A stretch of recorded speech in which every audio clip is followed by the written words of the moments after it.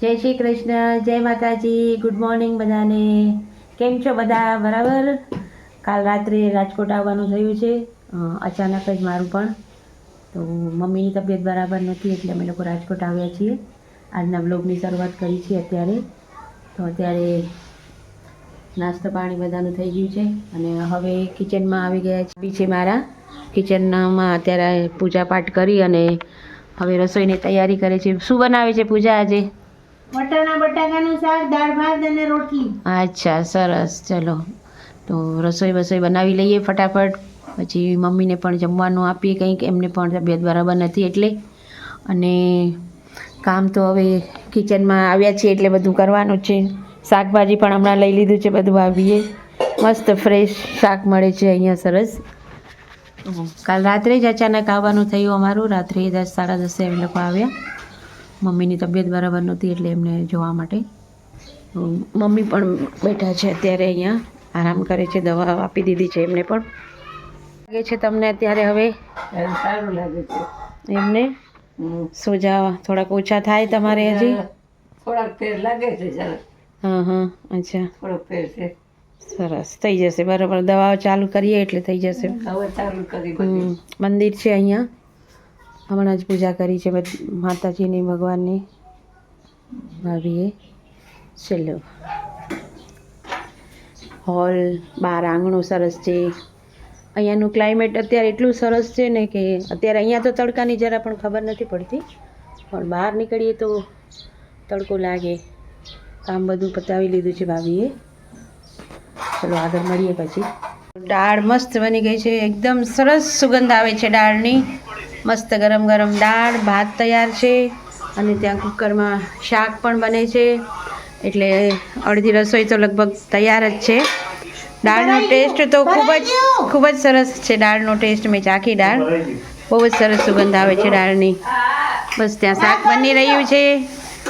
એક બાજુ પાણીનું ટાંકી પણ ઓવરફ્લો થઈ રહી છે એટલે બધા કહે છે બંધ કરી દો, બંધ કરી દો. બસ સીટી વાગે એટલે શાક પણ તૈયાર થઈ જશે સરસ મજાનું. પૂછીએ ભાભીને કે શું શાક બનાવ્યું છે અને પછી બેસીશું જમવા માટે.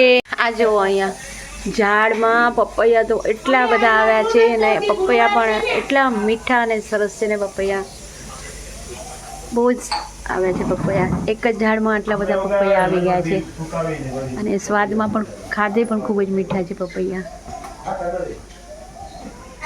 મસ્ત પપૈયાનું ઝાડ છે. ત્યાં કુંડામાં ગુલાબ પણ છે અને પપ્પા બેઠા છે અહીંયા બારે થોડી વાર. કેમ છો પપ્પા? બરાબર બેઠા છો? સરસ, મસ્ત પપૈયા આવ્યા છે જુઓ. હા, લઈ જશે પપૈયા અને સ્વાદમાં તો ખાધે બહુ જ મીઠા છે.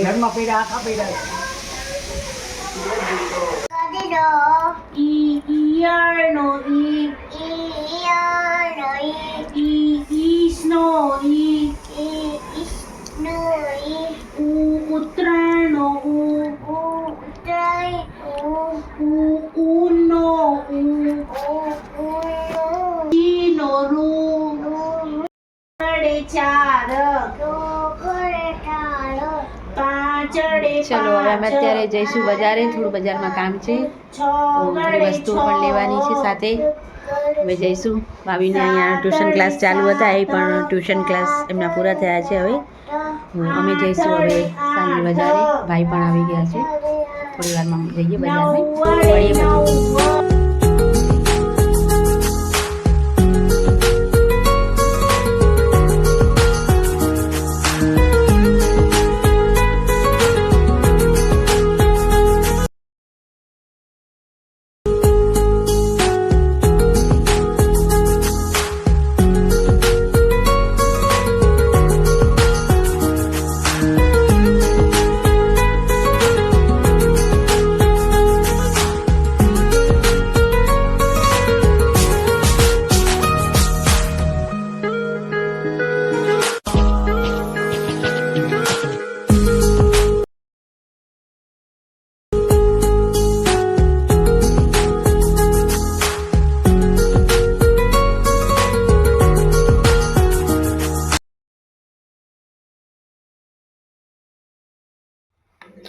સ્વામિનારાયણનું મંદિર છે રાજકોટનું, BAPSનું ખૂબ જ ભવ્ય અને સુંદર મંદિર છે.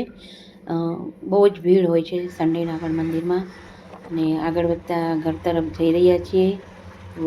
એક તો રાત પડે એટલે લાઇટોનો ચકચકાટ જોવા મળે છે, કેમ કે રાજકોટ એટલે પહેલાં પણ મેં કીધું કે રંગીલું શહેર છે ખૂબ જ. તો ખૂબ જ મજા આવે છે રાતના ફરવાની પણ. અને આ અમે ગોલો ખાઈ લીધો. રાજકોટ જોઈએ અને ગોલા ના ખાઈએ તો પણ કહેવાય જ નહીં ભાઈ. અને અમે પણ ત્યાં ગોલો ખાધો અને પછી ઘરે પણ મમ્મી પપ્પા અને ભાભી પણ એ ઘરે હતા, તો એમના માટે પણ મસ્ત રાજકોટના ફેમસ ગોલા, રામોલ શ્યામના ગોલાથી શરૂઆત થઈ હતી. હવે તો અનેક દુકાનો થઈ ગઈ છે ગોલાની. તો ખૂબ જ મજા આવે છે ગોલા ખાવાની. દરેક ફ્લેવરમાં ગોલાઓ મળે છે, ડ્રાયફ્રૂટ ગોલા, આઈસ ડીશ ગોલા. રાજકોટ જઈએ અને એક તો જલેબી ફાફડા અને જો ગોલા ન ખાઈએ તો જાણે એવું લાગે કે કંઈ જ નથી ખાધું. ખૂબ જ મજા આવી. રાત્રે બધાએ સાથે મળીને પાછો ફરીથી ગોલો ખાધો. વિડીયોને જોતા રહેજો, લાઈક કરજો, શેર કરજો.